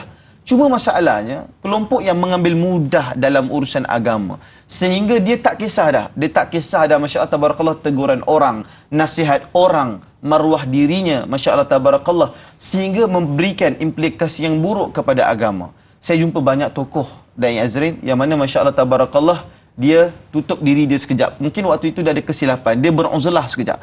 Dan masya-Allah tabarakallah Imam Al-Ghazali rahimahullah selalu ajar kepada kita, beruzlah itu akan dapat manfaat yang baik. Kalau kita rasa keberadaan kita menjatuhkan agama, merendahkan martabat Islam, maka lebih baik kita undur diri sekejap sehingga kita pulih dan agama pula tak terluka kesan daripada kesilapan kita. Masya-Allah tabarakallah. Sebab itu saya nak bagi tahu agama ni mudah. Semua orang boleh bercakap tentang agama. Sama ada orang tu kenal agama pun tak kenal agama, masya-Allah tabarakallah, semua orang boleh bercakap sesuka hati mereka. Tetapi masya-Allah tabarakallah agama ni berat pada bahu kita. Berat kepada orang yang tahu, berat kepada orang yang mengerti. Masya-Allah tabarakallah. Dan sebab itu saya nak bagi tahu, masya-Allah tabarakallah, janganlah disebabkan kesilapan kita Allah Subhanahu Wa Taala memberikan kesan yang buruk terhadap agama kita. Saya pun tak sempurna, masya-Allah tabarakallah. Saya pun banyak kekurangan dan kejahilan. Hanya kerana Allah Taala menutup aib kita sahaja, kita mampu duduk di hadapan kalian semua. Apapun kita buatlah sesuatu tu, ingat niat buat sebab Allah. 3 perkataan ni, buat sebab Allah. Kalau amalan tu tak sesuai dengan falsafah ini, buat sebab Allah, jangan buat. Tapi kalau amalan itu sesuai dengan falsafah, buat sebab Allah, teruskan saudara. Mengelakkan kemudaratan berlaku khususnya kepada agama, kerana kita agama yang tercela. Baik, kita ada pemanggil di talian. Assalamualaikum. Waalaikumsalam warahmatullahi wabarakatuh. Ya, siapa di sana? Siti Rohani daripada Banting. Puan Siti Rohani, silakan soalannya puan. Soalannya begini. Nah, ini orang yang nak diet lah. Orang diet ni memang dia mengurangkan makanan. Dia tak nak makan yang berat-berat sampai kelaparan. Jadi ini akan memudaratkan diri sendiri lah. Tapi kalau dah lewat malam tu dah terlalu letih, terlalu lapar, tak boleh tidur, dia makan pula nasi, makan yang berat-berat itulah selepas tengah malam. Adakah makan makanan berat selepas tengah malam itu akan mendatangkan penyakit, memudaratkan diri? Itu aja soalan saya, Ustaz. Assalamualaikum warahmatullahi wabarakatuh. Waalaikumsalam warahmatullahi wabarakatuh. Terima kasih Puan Siti Rohani dari Banting, Selangor. Dengar situasi itu nampaknya dia tak istiqomah tapi nampaknya dia macam tahu juga amalan-amalan kita. Siangnya diet, malamnya dia kecundang. Baik Ustaz, bagaimana katanya tadi? 2. Yang pertama tentang diet, sanggup berlapar, tak makan apa semua kerana nak kurangkan berat badan. Yang kedua tadi, makan di lewat malam. Nasi kandar 12.30 malam Ustaz, balik kuliah. Silakan. Baik, kita tengok dulu kaedah dalam mazhab Imam Syafi'i. Masya-Allah tabarakallah, disebutkan kepada kita al-aslu fi asya'i nafi'ati ibahah. Disebutkan asal bagi satu perkara yang bermanfaat, hukum dah harus. Jadi kalau dia lapar, dia makan manfaat. Maka harus tu memang harus. Tapi kalau malam itu, sebenarnya malam ni adalah baik untuk kita tetap lapik perut yang saya dengar daripada pakar kesihatan. Bermaksud dia bukanlah terlalu kosong perut tu. Sebab itu kalau kita pergi kepada mana-mana pusat Allahumma salli ala Muhammad ataupun kaedah pengurusan kesihatan yang baik pun, sebelum tidur ada satu term yang dipanggil supper. Masya-Allah tabarakallah ya. Yang mana dia akan ambil sikit lapik untuk perut dia untuk menenangkan, masya-Allah tabarakallah, ataupun setidaknya tak kosonglah perut dia masuk angin. Betul. Cuma masya-Allah tabarakallah, saya selalu cadangkan begini, apabila kita niat untuk kurus, masya-Allah tabarakallah, untuk sihat tubuh badan, pertamanya jangan niat dulu untuk kecantikan rupa paras. Adalah lebih baik kita niat supaya masya-Allah tabarakallah kita lebih banyak dapat beribadah kepada Allah. Kerana beratnya badan menyumbang kepada gagalnya kita untuk beribadah dengan lebih banyak kepada Allah Subhanahu wa taala. Oleh kerana itu masya-Allah tabarakallah, yang nak diet hukum dia harus. Sebab mazhab Syafi'i kata dah tak ada benda yang mengharamkan. Kamu nak diet, kamu dietlah, masya-Allah tabarakallah. Cuma Nabi dulu, Nabi bukannya terms diet, memang Nabi makan pun tak banyak, masya-Allah tabarakallah, dan Nabi betul-betul menjaga kesihatan Nabi Muhammad sallallahu alaihi wasallam. Cuma bila kita diet, kita niatkan, ya Allah ya Tuhanku, aku nak kuruskan tubuh badan aku, masya-Allah tabarakallah, dan mudah-mudahan ianya menjadikan manfaat dalam perjalanan aku dalam mencari Nabi, dalam memahami agama Allah Subhanahu wa taala. Betul. Sebab itu makanan ni kita kena jaga sebenarnya, kerana dia akan singgah di perut dan ianya merupakan sarang kepada penyakit perut itu, supaya kita berhati-hati dan berjaga-jaga. Berehat seketika sedang menonton, jangan ke mana-mana, teruskan menonton Tanyalah Ustaz, biar tahu jangan keliru.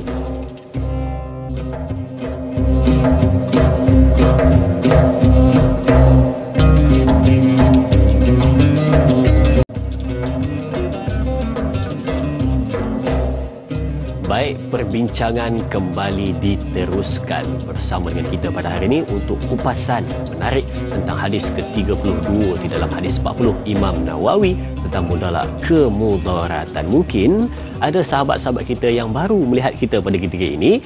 Tadi kita dah bincangkan berkenaan dengan bagaimana 3 jenis kemudaratan, yang mana untuk diri sendiri, juga mudarat kepada orang lain, dan juga manfaat untuk dirinya tetapi mudarat kepada orang lain. Dan juga kita kongsikan sebentar tadi tentang kesan-kesan apakah dia yang akan terjadi apabila kita ni sering menganggap kemudaratan itu sebagai satu perkara yang normal dalam kehidupan kita. Tak rasa apa-apa, tapi hanya sekadar singgah di fikiran tetapi tidak terzahir pada kelakuan. Baik, kita nak ambil soalan di Facebook dari sahabat kita Sal Rasik Cik Ci. Katanya, Assalamualaikum, untuk 2 soalan. Yang pertama, adakah larangan untuk tidak melakukan mudarat ini tidak kira sama ada kepada orang Muslim, orang non-Muslim, haiwan dan tumbuh-tumbuhan? Soalan yang kedua, apakah balasan kepada orang yang melakukan kemudaratan kepada orang lain, haiwan dan juga tumbuh-tumbuhan? Adakah Allah Subhanahu wa taala boleh memberi kepada mereka kemudaratan yang lebih berat lagi dari apa yang pernah mereka lakukan? Terima kasih sahabat kita. Untuk 2 soalan ini, saya serahkan kepada Al-Fadhil Ustaz untuk pencerahannya. Silakan. Baik, bismillahirrahmanirrahim. Allahu Akbar. Pertamanya, disebutkan kepada kita kemudaratan kepada alam ini, kemudaratan kepada tumbuh-tumbuhan, kemudaratan kepada flora dan fauna kita. Asasnya ada dalam Quran apabila Allah Ta'ala berfirman, Zuharul fasadu fil barri wal bahr. Artinya, telah timbul pelbagai kerosakan dan bala bencana di darat bahkan di laut dan azrin. Dan nak beri khabar kepada kita, manusia ni bukan sahaja merosakkan darat, laut pun dia rosakkan. Betul. Dia buang minyak, masya-Allah tabarakallah, dia buang sampah, masya-Allah tabarakallah, dan berlakunya percubaan nuklear pun, masya-Allah tabarakallah, percubaan mana-mana perlu berpandu pun mereka buat di laut. Bukankah itu akan merosakkan struktur laut pada saat ketika itu, dan juga merosakkan struktur di darat, masya-Allah tabarakallah. Pun begitu, masya-Allah tabarakallah, larangan ini memang bersifat umum, disebutkan iaitu membawa kepada tak boleh pun kemudaratan diberikan wa imma kepada orang-orang kafir, orang-orang yang bukan beragama Islam. Ini juga termasuk kita tidak boleh menyerang orang-orang yang bukan beragama Islam dalam keadaan menyakitkan mereka. Sebab itu masya-Allah tabarakallah, dunia juga menyaksikan kepada kita, masya-Allah tabarakallah, bahawa Islam itu lebih bersifat defensif, hakikatnya lebih bersifat memelihara dan memulihara negara bangsa dia berbanding menyerang mana-mana negara yang lain. Manakala pula hukuman untuk mereka yang memberikan kesakitan kepada alam ini, masya-Allah tabarakallah, ianya pasti akan ditimbal balik oleh Allah Subhanahu Wa Taala. Ianya di atas sifat alim Allah, di atas sifat ilmu Allah Subhanahu Wa Taala untuk menjatuhkan hukuman yang bagaimana ke atas mereka. Pun begitu, masya-Allah tabarakallah, mereka ini tidak akan terlepas daripada diseksa, masya-Allah tabarakallah, diazab di hari akhirat oleh kerana penganiayaan yang mereka lakukan kepada makhluk di bumi. Ini membuktikan kepada kita bahawa Nabi Muhammad, para penonton sekalian, sangat penyayang. Nabi Muhammad sangat sayang kepada kucing, sangat sayang kepada kambing dan hakikatnya segala jenis haiwan, masya-Allah tabarakallah. Dan begitu jugalah kita dapat faham dekat sini, mereka yang melakukan penganiayaan apapun kepada orang kafir, kepada tumbuh-tumbuhan, kepada haiwan, masya-Allah tabarakallah, ya, ianya akan dihukum oleh Allah Subhanahu Wa Taala. Sebab itu ada ulama yang tak berapa setuju kita membakar haiwan, masya-Allah tabarakallah, kerana ianya memberikan penganiayaan dan pasti akan ada timbal balik di sisi Allah Subhanahu Wa Taala. Ikan bakar, Ustaz? Ikan bakar tu okeylah kot, masya-Allah tabarakallah. Dia kalau buat makan okey lah. Tapi kalau yang dia bakar tu menyakitkan saja, nak buat dia bunuh tu dia tak ada manfaat lah. Faham. Baik Ustaz, itu dia tadi. Kalau yang bak makan, bakar makan tu tak ada masalah kan sebenarnya. Baik. Okey, sebelum kita ambil soalan seterusnya, ini mungkin daripada saya sendiri Ustaz. Saya rasa soalan ini dia kena dengan topik perbincangan kita, tetapi mungkin dia agak ke hadapan ataupun dia luar sikit daripada ruang lingkup perbincangan kita. Ustaz biasa dengar tentang perkataan manusia toksik. Ya, penonton-penonton juga mungkin biasa dengar berkenaan dengan manusia toksik. Jadi yang mana dia, kebiasaannya manusia toksik ni dia adalah dia masuk secara halus dalam kehidupan kita dan dia menyebarkan mudarat dalam tanpa kita sedar. Jadi mungkin inilah yang kita maksudkan di antara yang dikategorikan sebagai manusia toksik. Jadi mungkin saya nak minta Ustaz juga adalah seorang yang selalu memberi motivasi kepada kita. Mungkin boleh berikan kepada penonton-penonton dua. Yang pertama, kalau kita ini ada sifat-sifat manusia toksik yang mendatangkan mudarat pada orang secara halus, maka berhati-hati ataupun berhentilah. Dan yang kedua, mereka yang terjumpa ataupun yang berhadapan dengan manusia seperti ini. Silakan Ustaz. Baik, Allahumma salli ala Muhammad wa ala alihi wasahbihi wasallam. Sebenarnya masya-Allah tabarakallah, manusia yang penuh dengan perkataan-perkataan yang kotor, lagi jijik, melemahkan dan mematikan semangat orang lain ni, sebenarnya mereka telah pun mati dahulu dan mereka telah pun selalu ada dekat belakang. Dan apabila mereka dekat belakang, mereka suka cakap apa yang di hadapan mereka. Siapa dia? Andalah yang sedang penat rasa dikutuk, dimaki, dicaci, dimaki hamun, dikecam, masya-Allah tabarakallah. Tapi anda boleh tahu bahawa bagaimana orang yang tidak terkesan dengan perkataan-perkataan keras itu, kerana mereka lebih meyakinkan Allah Subhanahu Wa Taala. Buat anda yang terus menjatuhkan semangat orang lain, saya cadangkan masya-Allah tabarakallah kita muhasabah. Kadang-kadang mungkin saya pun buat begitu. Mungkin pada detik 24 jam ada masanya kita memberikan respon yang negatif kepada orang lain. Masya-Allah tabarakallah. Saya nak bagi tahu, bagilah kata-kata yang baik kepada orang lain. Dengan ketaatan, dengan ketenangan itu kita mungkin memberi harapan kepada orang lain. Jangan kejam sangat bunuh harapan orang lain, kasihan dekat orang lain, merana mereka dengan kata-kata mereka, sengsara mereka dengan apa yang kita lakukan kepada mereka, walaupun kepada anak kita sendiri, walaupun kepada isteri kita sendiri, walaupun kepada suami kita sendiri. Sengsara mereka apabila ada ahli keluarga mereka yang sangat toksik, sengsara kawan-kawan kita, dan mereka ni kadang-kadang tak jumpa perkataan untuk diperjelaskan. Dan mungkin kepada anda yang mungkin terkena musibah begitu, masya-Allah tabarakallah, perkara pertama yang anda kena faham, belajarlah untuk menerima situasi itu. Saya kata belajar untuk terima bukan bermaksud belajar untuk ambil perkataan negatif, bukan. Maksud saya adalah belajarlah untuk terima yang kita boleh untuk dikata buruk oleh orang lain, dan kita juga kena belajar terima yang kita boleh dikata baik oleh orang lain. Belajar untuk terima proses itu. Jangan terima perkataan buruk, tapi belajar terima keadaan itu boleh berlangsung kepada kita, ya. Sebab kebanyakan kita jadi lemah dengan perkataan toksik sebab kita tak boleh terima orang kutuk kita. Sebab kita tak boleh terima orang rendahkan kita. Oleh kerana itu, masya-Allah tabarakallah, kita terima boleh berlaku aktiviti itu terhadap diri kita, masya-Allah tabarakallah, dan setelah daripada itu kita buktikan dengan kejayaan. Sebab mulut kita, suara kita tak mampu tutup mulut orang lain. Tapi kalau kita lemparkan kejayaan kita, mereka bukan saja tutup mulut, bahkan mereka juga akan terpegun melihat kita boleh bangkit walaupun terus dibunuh oleh mereka. Subhanallah. Saya Ustaz sebut tu, saya teringat kata-kata Sayyidina Ali, iaitu pembalasan dendam yang paling dahsyat sekali adalah membuat diri kamu lebih berjaya daripada dia. Subhanallah. Allahu Akbar. Baik. Kita ambil soalan seterusnya dari sahabat kita di Facebook, Intan Zurina Abdul Razak. Kita lihat soalannya. Assalamualaikum Ustaz, mengapa di dalam keadaan darurat soal hidup dan mati kita dibenarkan untuk membuat pilihan yang mungkin akan memberi sedikit mudarat kepada diri kita? Terima kasih sahabat kita Intan Zurina untuk soalan ini. Dalam keadaan terdesak ataupun dalam keadaan tiada pilihan, dibolehkan mudarat, benar atau tidak? Silakan. Baik, kita nak kena faham, Allahumma salli ala Muhammad wa ala alihi wasallam. Katalah kita ada mudarat. Minta maaf ya, saya sebagai contoh, di satu negeri ini, Allahumma salli ala Muhammad, ketika mana orang paksa kita makan khinzir, sedangkan kita orang Islam tak boleh makan khinzir, masya-Allah tabarakallah. Ada orang kata saya takkan boleh makan Ustaz. Sebab apa? Sebab saya nak beriman kepada Allah Subhanahu Wa Taala. Saya kata begini, katalah pedang dah sampai ke leher kita, bertemu di antara dua mudarat. Kamu makan khinzir ataupun dalam keadaan kepala kamu dipancung. Dalilnya Quran disebutkan kepada kita, fattaqullaha mastata'tum. Kamu itu bertakwalah kepada Allah sedaya upaya kamu. Tetapi apabila upaya tak ada pada kita, dalam keadaan pedang dah hinggap pada leher kita, Masya Allah tabarakallah, upaya sudah tidak ada Ustaz. Masya Allah tabarakallah, habis seluruh daya tenaga kita. Maka kalau terpaksa makan, maka kita mohon supaya Allah Ta'ala mengampunkan kita semua. Tapi kalau kita bersedia, kita ada upaya, kita ada keberanian untuk menghadapi itu, Masya Allah tabarakallah, dan keluarga juga terima seadanya pemergian kita, maka kita haruslah pergi begitu. Sebab agama mengajarkan kepada kita, kamu bertakwalah kepada Allah Subhanahu Wa Ta'ala sedaya upaya kamu. Dia sebut sedaya upaya, bukan dia kata seluruh kekuatan yang kamu ada. Seluruh itu bermaksud kamu kena mati, kamu kena, tidak, bukan begitu. Dalam agama juga ada maqasid syariah.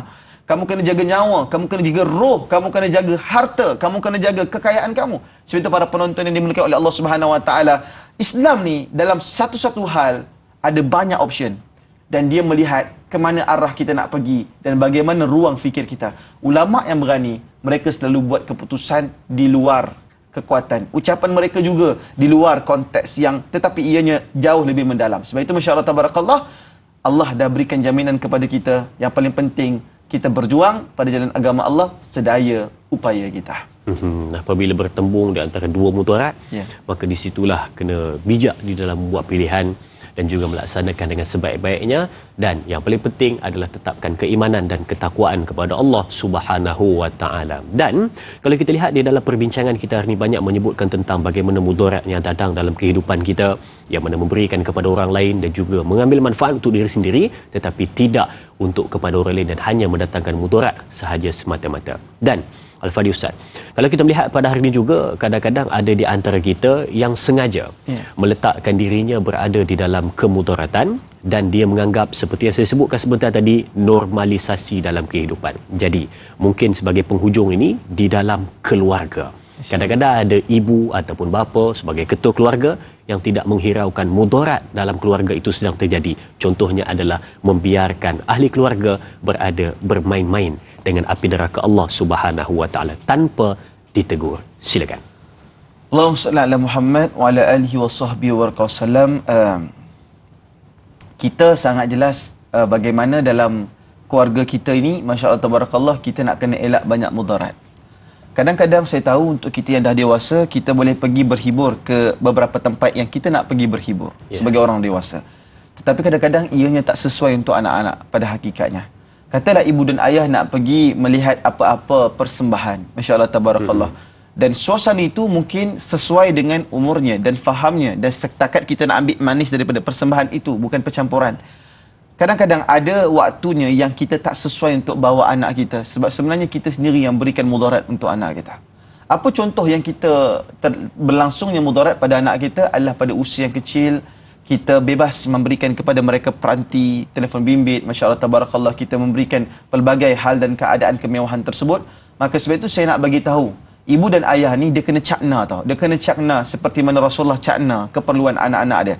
Nak kata cakna Nabi Muhammad, dia nak elakkan mudarat kepada 4 orang anak perempuan dia. Saya nak cerita, sampaikan pada umur 49 tahun Nabi Muhammad kehilangan Sayyidatina Khadijatul Kubra. Nabi Muhammad terus kahwin dengan perempuan yang keduanya bernama dengan Sa'adah kerana ingin pada saat ketika itu menyelamatkan anak-anaknya daripada mudarat yang besar jika tidak dididik. Itu adalah tindakan yang baik. Oleh kerana itu, ibu dan ayah fikirkan yang terbaik. Betul, sebagai ketua dan juga yang berada awal ataupun yang memimpin keluarga tersebut, maka elakkanlah daripada mudarat itu sampai, dan juga bila mana sudah pun berlaku kemudaratan, maka selesaikanlah dengan cara yang terbaik. Jadi Al-Fadhil Ustaz, mungkin soalan tadi kita boleh jadikan sebagai penutup perbincangan kita dan juga kesimpulan yang terbaik pada hari ini untuk dapatkan nota penting kepada penonton-penonton, dan silakan untuk doa dari Ustaz. Silakan. Bismillahirrahmanirrahim. Alhamdulillahirabbil alamin wassalatu wassalamu ala asyrafil anbiya'i wal mursalin wa ala alihi wa sahbihi ajma'in. Allahumma ighfir lana wa tub alaina wanzur ilaina wastur uyubana ya arhamar rahimin. Allahumma ighfir lana ya Allah waj'alna ya Allah min al-habaib sayyidina Muhammad sallallahu alaihi wa ala alihi wa sahbihi wa wasallam. Ya Allah, Tuhan kami, jadikanlah hari ini hari yang berkat untuk kami, hari yang sejahtera untuk kami dan kebahagiaan untuk kami ya Allah. Jauhkanlah kami daripada orang yang berhasad dengki dengan kami ya Allah, malah kau temukanlah kami dengan orang-orang yang soleh, orang yang taat kepada Engkau ya Allah.